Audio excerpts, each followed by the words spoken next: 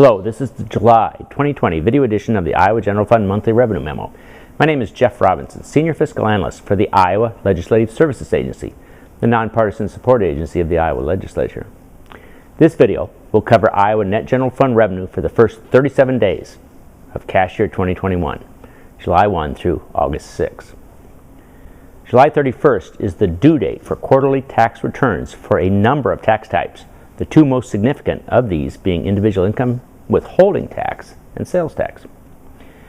With a due date of July 31st, deposits begin on that date and continue for an additional 3 processing days. This tax deposit situation means that when quarterly returns are due, the first few days of the next month are some of the most important receipt days of the year. For the month of August, for instance, almost 25% of the month's gross revenue deposits tend to be received during the first 3 processing days of the month. In addition to this normal quarterly due date issue, this year's receipt pattern has also been significantly impacted by the due date delay for individual income and corporate income tax returns and tax payments. In response to the federal decision to delay income tax due dates until mid-July, Iowa and all other states with income taxes delayed the due date for state taxes, normally due in April, until July. Iowa's due date was moved to Friday, July 31st. To include revenue deposited after the delayed due date, and to include the entirety of the regular July 31st due date for withholding and sales tax, this discussion includes receipts through August 6th for both years. This table shows Iowa Net General Fund revenue through August 6th for fiscal years 2020 and 2021. Revenue growth totaled $284 million, and this calculates to 33% year-to-date growth. The outside growth comes from the 2 delayed revenue sources, individual income tax and corporate income tax. Combined, the 2 have increased $330 million since July 1. Of course, this growth is the result of the due date delays. Proper accounting procedures will record this additional revenue as revenue for fiscal year 2020, not for fiscal year 2021, when the books are closed on fiscal year 2020 in September. The delayed due dates for individual income tax impacted payments made with tax year 2019 income tax returns. Those payments would usually be made and deposited in April and the first half of May. The top line in this second table compares deposits made from April 1 through June 30 for calendar years 2019 and 2020. This year, deposits of payments made with tax returns were $337 million lower than the previous year.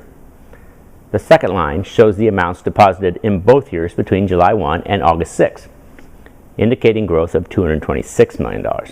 Combining the 2 periods shows a decrease of $111 million and 25% since April 1.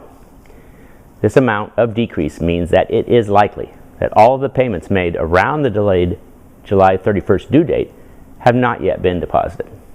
Over the next week, as the remaining payments get deposited, the negative $111 million will shrink. Please note that since these tax payments represent payments made for tax year 2019, any negative result would not be associated with the negative economic impacts of COVID-19. The story for corporate income tax deposits is similar, as the due dates for corporate final returns were also delayed until July 31st. After a decrease of $104 million for April 1 through June 30, gross deposits of corporate income tax payments have increased $68 million and now are down $36 million and 10% over the full period. Since corporate income tax deposits are not divided into final payments and estimate payments, it is possible that some of the decline over the period represents an actual negative COVID-19 impact. Returning to the first table, we see that since July 1st, the other portions of Iowa's net general fund revenue stream are not particularly troubling, given the unsettled nature of COVID-19. Sales and use tax gross deposits have actually increased since July 1, up $14 million. The line item of other taxes shows a decrease, but this relates to the timing of deposits of insurance premium tax. Tax refunds have increased, but given the due date delay for final tax year 2019 returns, perhaps this is to be expected. To summarize, The significant increase in Iowa general fund revenue since July 1st is due to the due date delays for individual income tax and corporate income tax final returns, and it does appear that there will be additional delayed deposits to be made in the coming days.